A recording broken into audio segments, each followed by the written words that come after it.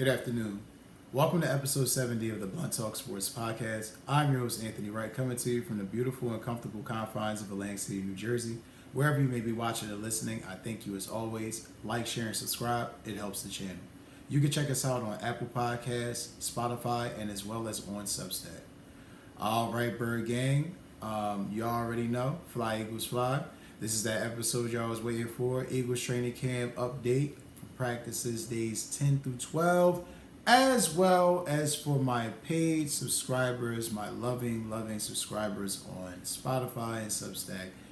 As you guys will soon find out, and as well as on Apple Podcasts, you guys will soon see. At the end of this episode, I also have a review of last night's game.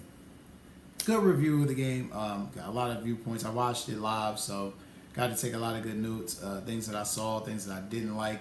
But needless to say, Fly Eagles Fly, and we're going to get right into it.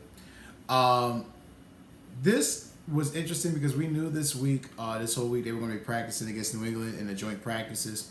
So we kind of, suspected, and it was confirmed last night after last night's game, that a lot of the starters are going to be getting a lot of work against the ones in practice because that's going to be more of a simulated game than it would be, a preseason game for those guys. Needless to say, this week, like I said, was going to be interesting. But before we got into that, there was practice Monday before the trip to New England. And like I said, the guys were able to get some work in. But more or less, hopping right into one of the things I thought that was dope, Cooper DeJean getting back onto the field. As y'all know, I've been excited about that kid since he got drafted. Like I said, that boy cut mustard. he's definitely been one of the most underrated. He was one. I think he's going to be one of the most underrated picks that we've had in a long while. I don't want to put too much praise and hype on him early, but to see him back out there was definitely crucial. He was back off the non-football injury list after dealing with that hamstring injury. He practiced a good amount. Didn't really practice a lot. Kind of was like getting back into the flow of things. He didn't play against New England, so wasn't really a shock there. Kind of really getting his body right. Still getting adjusted back into the game. Though I do think, barring anything foreseen, he will be playing that third preseason game. I don't doubt that without a doubt. I think Vic Fangio needs to see him on film. Needs to see him on the field and see what he can do. So that's gonna be dope. And like I said, it's good to see that Cooper DeJean is back on the field. Another interesting tidbit that I saw from the practices that I think is unquestioned now, especially after last night's preseason game, Mekhi Becton is the right guard. Mekhi Becton, the much maligned, tackle from the New York Jets who dealt with immaturity issues and focus. He seems to may have earned a right guard starting job in Philadelphia because Tyler Steen,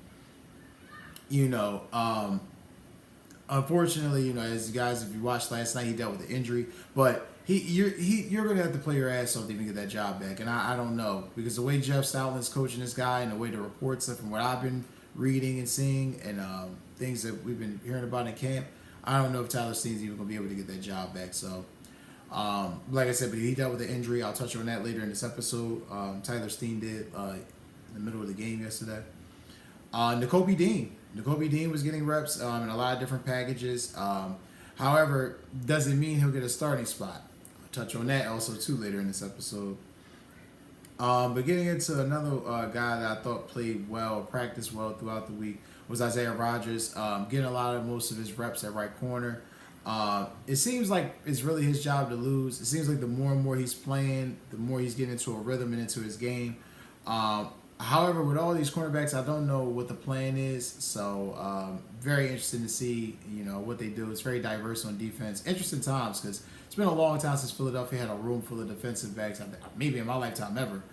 Since Troy Vincent, Bobby Taylor, Brian Dawkins, and the Michael Lewis days. Maybe since those days. Shout out to Quentin Michael too. He held on for a little bit, but like I said, it's been a long. For me, like I said, in my lifetime, since they've had a cornerback room this deep. So, very excited to see it. Definitely good to see Isaiah Rodgers is holding his own. I'd be remiss, too, if I didn't talk about the camp battles between Smitty and Quinyon Mitchell. These guys been going at it, and Mitchell's a dog, man. One of the observations that I saw on the YouTube practice, Mitchell and Smitty was going at it in one-on-ones, and it was 3 sets of plays. And Mitchell won 2 of the matchups. Smitty only caught 1 ball. I thought that was definitely interesting to see. It's been very impressive to see his game rise, against, corner wide receivers of that level and caliber. So this kid looks like he could be something special. Definitely could be something special. John Ross. I mean, gotta give John Ross credit. He's definitely starting to come on. It seems like now he's starting to catch, he's get his legs under him. He made a few plays in that early practice early in the week. One Monday and then also Tuesday during the practice against the Patriots. 2 deep balls too. Jalen Hurts found him on a deep ball. I think he's definitely starting to get his groove. Definitely starting to find that niche again, that lane. He's starting to get comfortable in his role and what he needs to do. And looks like he's starting to get some of that burst back too. So that's definitely good. But Johnny Wilson's on his heels. And I think it's without question. Johnny Wilson is on his heels. They're going to give Johnny Wilson chances to get this spot. They like Johnny Wilson's physical makeup and his skill set, and he's a willing blocker too. So they like that a lot about him. But if this kid doesn't really make plays or do things with the ball, doesn't really catch the ball well, it's not really going to have much of opportunity. And Ross and Cup here just, and Campbell, can't forget Paris Campbell because he, get on him in a second. Those guys are going to be vying for spots. But going into it, 21 personnel. 21 personnel, I have a nice little portrait for you so you can see that here. But 21 personnel is something that this team has worked on a lot. I think it's something that we definitely got to keep an eye on. It's a beautiful personnel set. It's more of like your jumbo personnel, for lack of better words. I like that personnel grouping, especially with the 2 tight ends. They like Grant Calcaterra a lot. I thought he kind of came on a little bit last year. He was worried about the concussions a couple years ago. Kind of iffy, leery about taking a hit. Kind of started catching the ball, playing a little bit more of his game. Didn't really have a breakout year, but just started getting his feet wet. Looks to be a little bit more comfortable this year. And I think that's something that the Eagles should have utilized now for a couple of years now, is double tight end sets. But they never really had that guy. Kind of hoping Calcaterra could definitely do it, because CJ Uzomah hasn't. He hasn't really risen to the occasion. Like I said, he got some burn in that New England game, but I'll touch on that too. But highlighting all of that, we're going to go into the practice with the New England Patriots that the Eagles had, which I thought was a dope practice because, again, this was the Monday and Tuesday practice, so it was things that they definitely got to really get into, some real good work. Practice was about 2 hours and 13 minutes, so a lot of good things to really observe and take away. I didn't catch the whole practice. I work and, I have kids, so, didn't really get a chance to catch the whole thing. I caught a good portion of it. I think like 45 minutes, almost an hour, but nonetheless, from what I caught, some of the notes, notable injuries. Caden Stearns, which was a new addition from the Denver Broncos that the Eagles just acquired about a week or so ago. He was sitting on the sidelines in a hoodie. Familiarity with him was Christian Parker, Vic Fangio. Enough said there in itself. Paris Campbell's sighting is definitely back in effect. Paris Campbell was back after missing the last 5 practices. Definitely interesting to see that he was definitely back in the mix, especially with John Ross and Johnny Wilson starting to get more reps. Britton Covey getting more reps. Definitely a crucial time for Paris Campbell. But again, going more in depth into my notable observations from practice. Nakobe Dean, I said team. Nakobe Dean got first team reps as well as Jeremiah Trotter Jr., which I thought was very interesting. Both those guys kind of mixing and matching in there in the lineup. Caitlin Ringo and Isaiah Rodgers getting legitimate opposite splitting time or splitting reps at that right cornerback spot. Within the dime packages, we saw a lot of Quinyon Mitchell, who went to the slot. Maddox then was switched to safety, which was, again, interesting lineup. And then Maddox would then be swapped out by James Bradbury. So definitely interesting to see how Vic Fangio's kind of playing with the lineups. Games haven't been played yet, so all of this is all in the experimental phase. We're all kind of trying to get a groove of what we think the defense will be. I highly doubt the defense that we're looking at the first week of the season will be the defense we see at the end of the year, but, just because of matchups, injuries, mix and matching, who plays well, who doesn't, we'll see. But interesting to see how he's mixing and matching the lineups already with the defense. The offense worked on more 21 personnel against the Patriots, gave them a lot of mismatches, a lot of open looks in the middle of the field. Patriots weren't really ready for it. It was hard for them to contend with the receivers. Dealing with Smitty and Brown, it's a lot, especially for a New England team that's rebuilding, doesn't really have all the requisite weaponry to even contend with an offense like that. So good to see. Hurts, though. My man Jalen, he made a highlight reel throw. I'll definitely see if I can upload the footage so you can see it. If I can't, you'll definitely see a clip. I'll have the link to the clip. It's definitely on the Eagles YouTube page if you haven't seen it. It's definitely on their X page if you can catch it there too. But it was pretty much a beautiful wheel route ran by Saquon Barkley and a fucking rope. A beautiful rope thrown by Jalen Hurts into the breadbasket for Saquon Barkley for a touchdown. And it was so beautiful. The caption said just a preview, and I feel like that's really what it was, just a preview of more things to come. That matchup is going to be so crucial. Seeing Saquon run out the backfield, being lined up on a mismatched linebacker or edge rusher that can't really contend with his speed or agility, it's going to be so beautiful to see. Especially with the wide receivers and the personnel groupings that they have, and again that 21 personnel. Because that was one of the plays where he was actually able to score off of that wheel route, having that 21 personnel. So, going to be interesting to see how Kellen Moore mixes it up. AJ Brown was cooking Christian Gonzalez. I definitely saw that. However, I want to give Christian Gonzalez credit because he definitely was able to get a pass breakup in against AJ Brown. AJ Brown also early in the week gave Christian Gonzalez props. Said he thought he was the best player, best corner in this draft, or one of the best players, top 3 players in this draft. I'll have the quote for you so you can see it, but more or less he stated that he was giving them his props. The Eagles continue to work on a lot of preset motion, something I'm definitely going to get my eyes adjusted to. Haven't seen in a couple years, but being a staple in this Kellen Moore offense, definitely something I want to see. Jalen had one horrific pass, and I do say one, but it was a horrific pass to Dallas Goedert that was in the middle of the field. Easily should have been picked, but the Patriots not really being that good on defense wasn't. And it's not really to knock them as a group, because as a group personnel wise they're good as a collective, but they don't really have outside of Christian Gonzalez, they don't really have the personnel really to intercept passes like that, or hands guys like that. Really good personnel that they're traditionally used to having in New England, a la Bill Belichick era that's no longer there.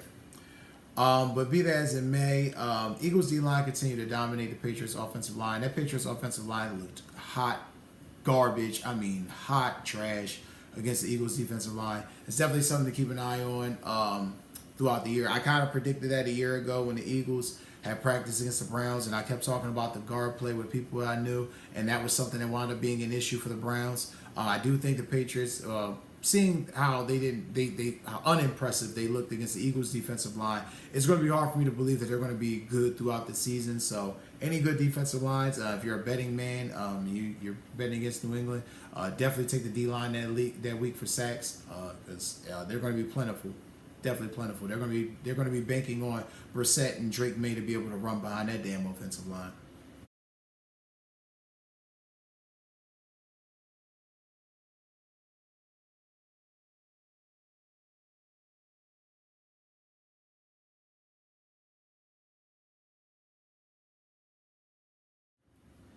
However, further into that practice, though, more the observations. The linebackers got in on a couple of interceptions. Jeremiah Trotter jumped a beautiful route, made a perfect pick. And Zach Bourne that got a tip pass that was tipped to him accidentally from Austin Hooper in the end zone that he caught. It was a great play to see. Dallas Goedert, though, had 2 huge catches against Jalen Hawkins and Kyle Duggar. I keep saying this. I think I've said this every Eagles episode, chronologizing throughout training camp, especially with this Kellen Moore era of offense.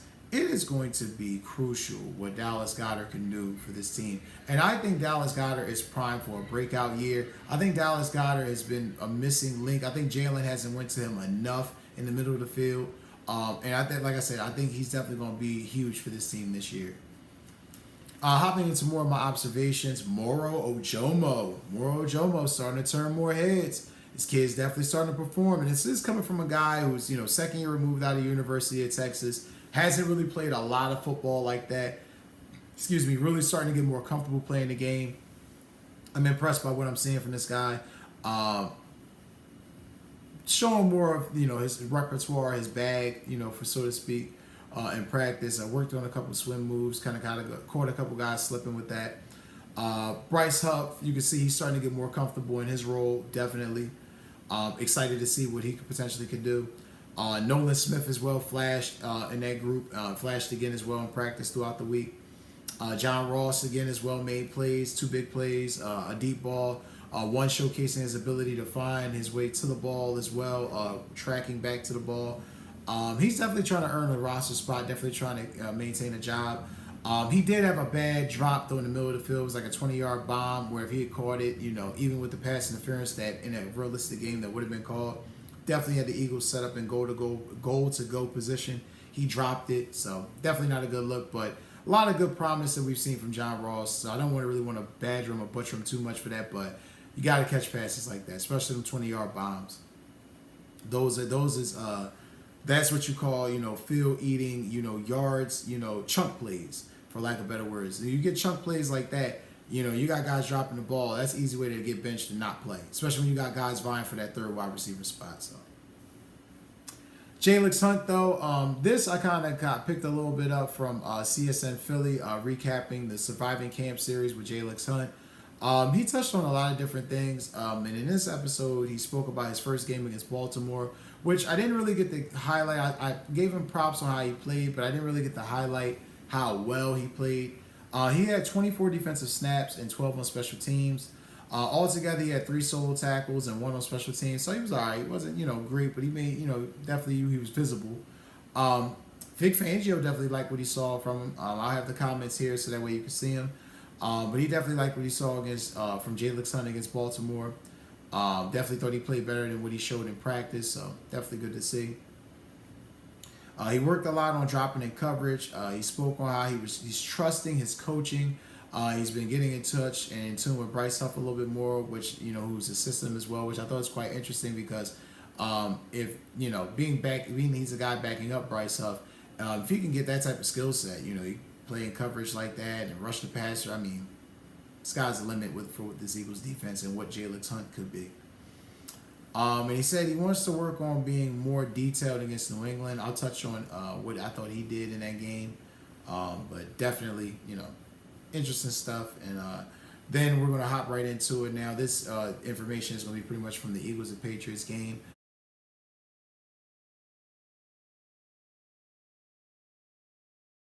Hey, what's up? I know it sucks. The video just ended. But listen, you can catch this whole interview on Spotify or Apple Podcasts. Links are in the description. Like, share, subscribe. Thank you. Have a great day.